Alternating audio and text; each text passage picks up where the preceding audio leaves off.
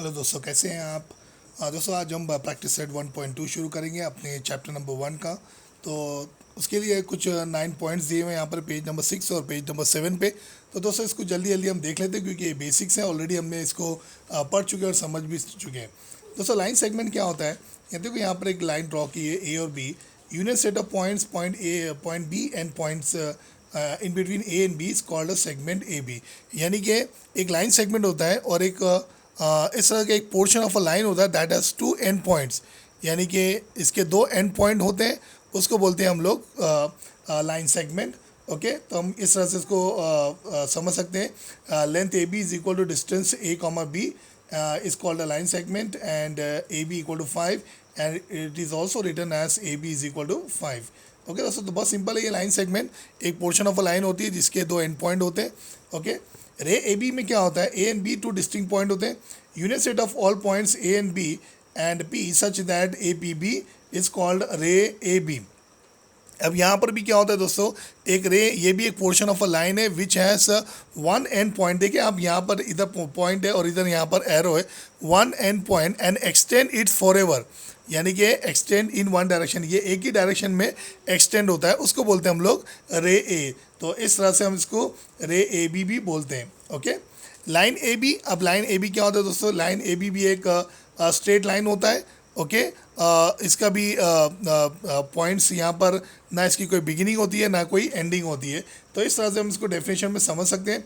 The union set of points on ray A B and opposite ray of ray A B is called line A B. और इस तरह से हम इसको समझ सकते हैं दोस्तों। अगर मैं इस तरह से ड्रॉ करूँगा तो इस तरह से हम इसको ड्रॉ भी कर सकते हैं। ओके, इस तरह से, और यहाँ पर आप लिख दो ए और बी। ओके, इसकी बिगिनिंग है ना कोई एंडिंग है, इसको लाइन ए बी भी हम लोग बोलते हैं। कॉन्ग्रुएंट सेगमेंट तो बहुत इजी दोस्तों समझना, 2 लाइन एक जैसी होना चाहिए। Okay, length A B is equal to length C D, that is segment A B is equal to segment C D. If the length of 2 segment is equal then the 2 segments are congruent, यानी कि दोनों segments क्या होना चाहिए, equal होना चाहिए, of same length, तो उसको हम लोग कॉन्ग्रुएंट सेगमेंट बोलते हैं।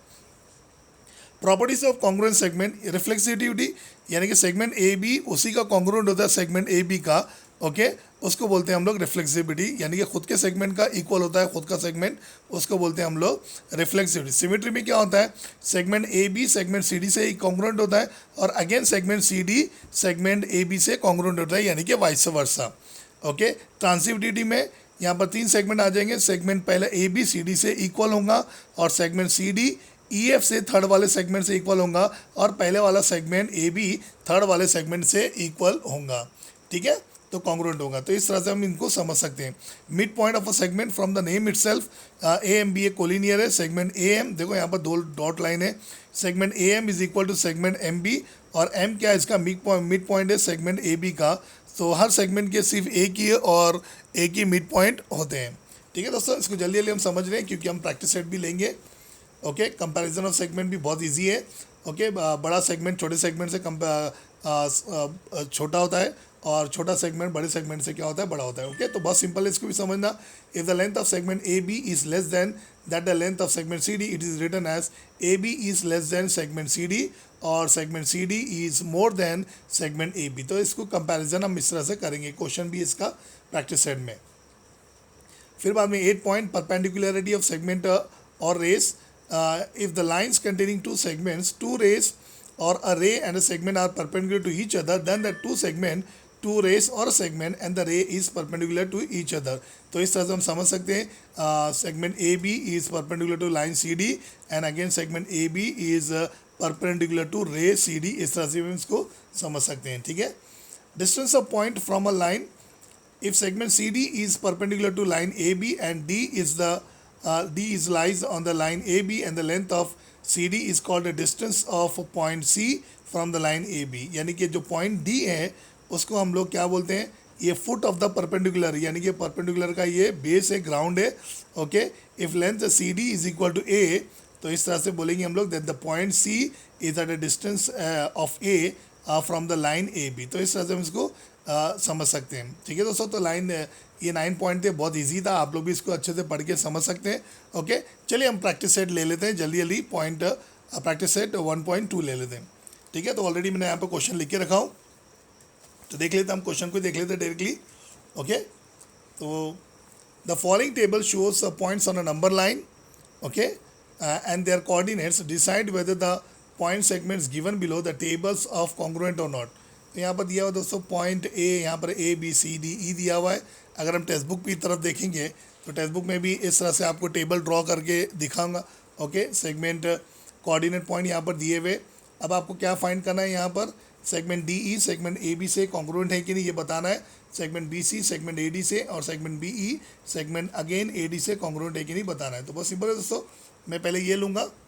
ओके, हम ये लेंगे सबसे पहले segment D E and segment A B. ठीक है, तो हम सबसे पहले क्या करेंगे, इनके लेंथ निकालेंगे, यानी कि इनके डिस्टेंस निकालेंगे। कैसे निकालेंगे, इनके कोऑर्डिनेट पॉइंट एक एक करके लेंगे हम लोग। सबसे पहले सेगमेंट डी ई को मैं नीचे लूँगा, तो यहाँ पर सेगमेंट डी ई में क्या हो रहा है बोलो, यहाँ पर डी की वैल्यू क्या है, डी का मिड पॉइंट क्या है -7, तो आप लिखेंगे यहाँ पर -7। एंड ई का मिड पॉइंट क्या, ई का कोऑर्डिनेट पॉइंट क्या है, यहाँ पर 9 है। तो जैसे कि मालूम है दोस्तों आपको, -7 और 9 में कौन सा बड़ा है, 9 इज़ ग्रेटर दैन -7। तो आप यहाँ पर लिखेंगे देयरफॉर 9 इज़ ग्रेटर दैन -7। तो जब आप डिस्टेंस निकालेंगे इसका, डिस्टेंस डी ई, तो आप लिखेंगे यहाँ पर 9 ग्रेटर साइन की जगह पे माइनस डालेंगे, और -7 आप इस तरह से ब्रैकेट में ले लेंगे। ओके, तो यहाँ पर लिखेंगे 9 माइनस इंटू माइनस क्या हो रहा है, ये प्लस हो रहा है। तो इस तरह से ये आ जाएगा आपका 16। ओके दोस्तों, तो आप इसको लिख देंगे, यहाँ पर नंबर 1 डाल देंगे। अब इसी तरह से सेगमेंट ए बी लेंगे हम लोग, सिमिलरली सेगमेंट ए बी लिखेंगे यहाँ पर। चलो, ए का कोऑर्डिनेट पॉइंट क्या है, यहाँ पर -3 है, तो आप लिखेंगे यहाँ पर -3। एंड बी का क्या है, बी का कोऑर्डिनेट पॉइंट यहाँ पर 5 है। देखिए, अब यहाँ पर भी क्या दिख रहा है दोस्तों आपको, 5 is greater than -3, so therefore लिखेंगे आप 5 इज़ ग्रेटर दैन -3। तो इस तरह से आप डिस्टेंस ए बी जब निकालेंगे, ओके, तो आप लिखेंगे 5 माइनस -3। ओके, साइन की जगह पे आप माइनस साइन लगाएंगे, बस यही आपको देखना है। यहाँ पर 5 लिखेंगे आप, माइनस इंटू माइनस क्या हो जा रहा है, ये प्लस हो जा रहा है। So 5 + 3 is how much, 8। इसको दे दूंगा मैं नंबर 2। सो फ्रॉम 1 and 2 क्या दिख रहा है आपको, देखो दोनों वैल्यू अलग अलग आ गई, इसका मतलब ये कॉन्ग्रुएंट नहीं है। तो मैं लिखूँगा यहाँ पर फ्रॉम 1 and 2 डिस्टेंस और लेंथ भी लिख सकते हैं आप। तो डिस्टेंस डी ई इस तरह से लिखेंगे हम लोग, distance D E is not equal to distance A B.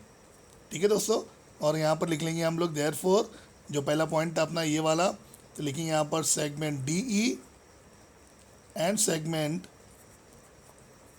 Segment A B are not congruent, are not congruent. तो इस तरह से हम इसको लिख लेंगे। ठीक है दोस्तों, बहुत सिंपल था ये। ओके, चलिए सेकंड वाला भी मैं इधर ही साइड में सॉल्व करता हूँ, तो आप लोग अच्छे से समझ में आ जाएगा। सेकंड वाला क्या है, यहाँ पर इस तरह से मैं क्वेश्चन भी लिख लूँगा, segment B C and segment A D. तो इस तरह से दोनों के कोऑर्डिनेट पॉइंट हम निकालेंगे और सॉल्व कर लेंगे दोस्तों, बहुत ईजी है ये। ओके, तो देयरफॉर मैं यहाँ पर सेगमेंट बी सी को नीचे लूँगा दोस्तों, और यहाँ पर बी का जो कोऑर्डिनेट पॉइंट है देखिए यहाँ पर 5 है, तो आप लिखेंगे यहाँ पर 5। एंड सी का क्या है, कोऑर्डिनेट पॉइंट है 2 है। ओके दोस्तों, अब इन दोनों से ग्रेटर देन कौन है, 5 है, तो आप लिखेंगे यहाँ पर 5 इज़ मोर देन 2। ओके, चलो फिर आप क्या करेंगे, यहाँ पर सेम ऐसी जैसे मैंने सॉल्व किया, यहाँ पर distance B C is equal to 5 - 2, तो 5 - 2 इज़ हाउ मच, 3। आप इसको दे देंगे नंबर 1। ठीक है, सिमिलरली इसी तरह से आप क्या करेंगे, अब सेगमेंट ए डी को लेंगे नीचे, सेगमेंट ए डी, चलो इनका कोऑर्डिनेट पॉइंट निकालो। सो देयरफॉर ए का कोऑर्डिनेट पॉइंट देखो टेबल के अंदर -3 है, एंड डी का कोऑर्डिनेट पॉइंट क्या है, -7 है। तो जैसे आपको पता है -3 इज़ ग्रेटर देन -7, तो इस तरह से हम इसको भी लिख लेंगे, -3 is therefore -3 is greater than -7। चलो हम इनका डिस्टेंस भी निकाल लेंगे। So therefore distance A D is equal to -3 - -7। Sign की जगह पे आपको माइनस साइन लगाना है, बस यही देखना है आपको। -3 लिखेंगे, minus into minus is plus, so therefore check the golden rules. Okay, minus into plus is minus, so 7 - 3 is 4। Bigger value की साइन क्या है, प्लस है यहाँ पर, तो आप लिख देंगे यहाँ पर +4। इस तरह से मैं लिख दूंगा यहाँ पर इक्वेशन नंबर 2। ओके, तो यहाँ पर भी देखिए दोस्तों आंसर इक्वल नहीं आ रहे, तो आप लिखेंगे फ्रॉम 1 एंड 2, फ्रॉम 1 एंड 2 क्या लिखना है आपको, same segment B C is not equal to segment A D. Okay, और यहाँ पर भी आंसर में भी लिख देंगे हम लोग segment B C and segment A D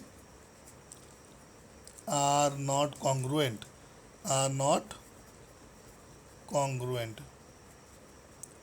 ठीक है दोस्तों, देखो कितना सिंपल था ये।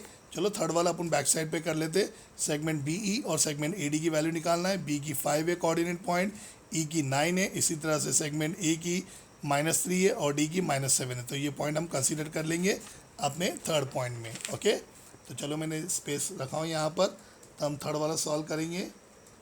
ओके, क्या था थर्ड वाला, segment B E and segment A D.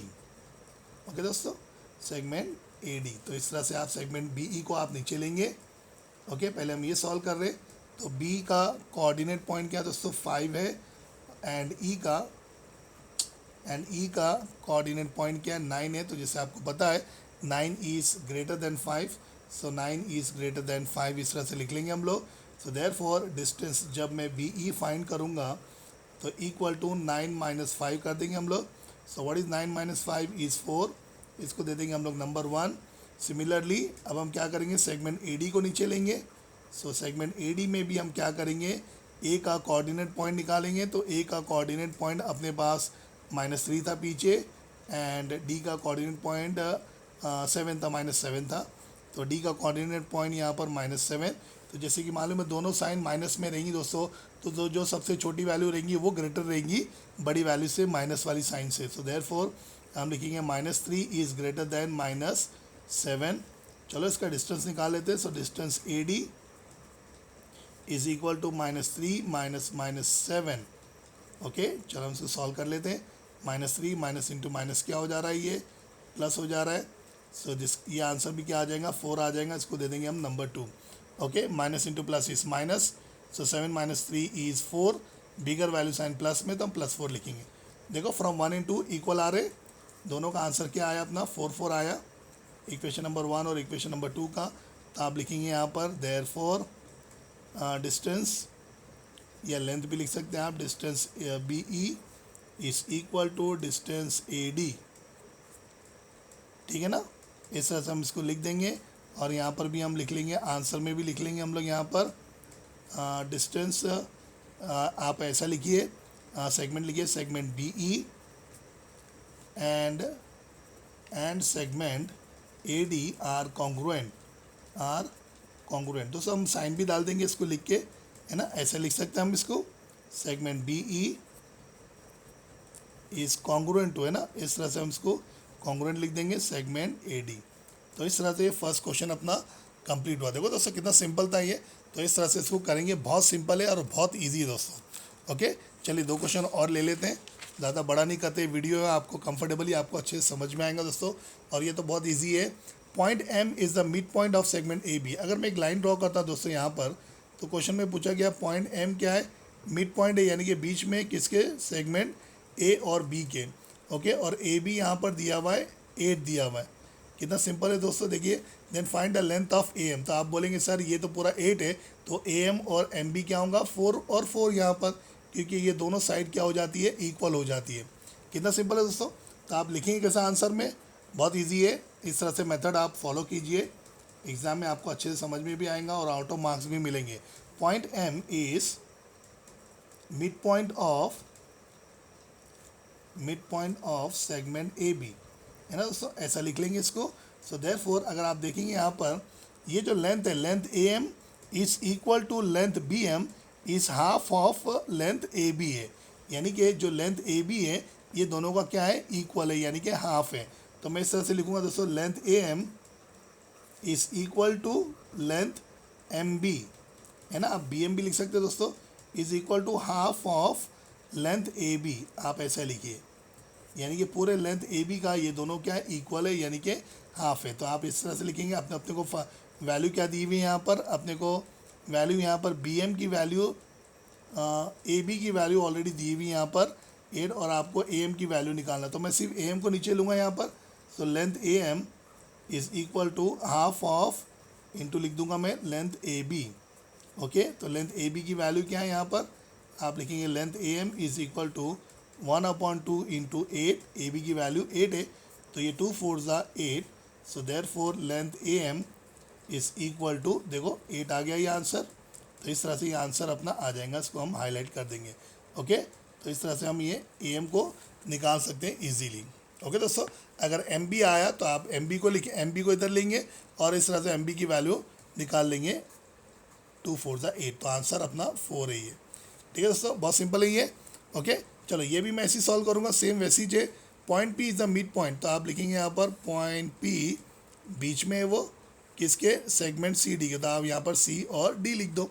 Okay, अब यहाँ पर दिया हुआ सी पी इज़ 2.5, तो यहाँ पर सी पी 2.5 है, तो आप बोलेंगे सर ये 2.5 है तो ये भी 2.5 होगा, तो 2.5 प्लस 2.5 इज़ हाउ मच, 5। देखो कितना सिंपल है, क्योंकि ये दोनों साइड क्या है, इक्वल है। तो आप ऐसे ही सॉल्व कीजिए, आप लिखेंगे आंसर में पॉइंट पी, ये एक सेंटेंस लिखना होगा, इससे हमारा आंसर आगे बढ़ेगा।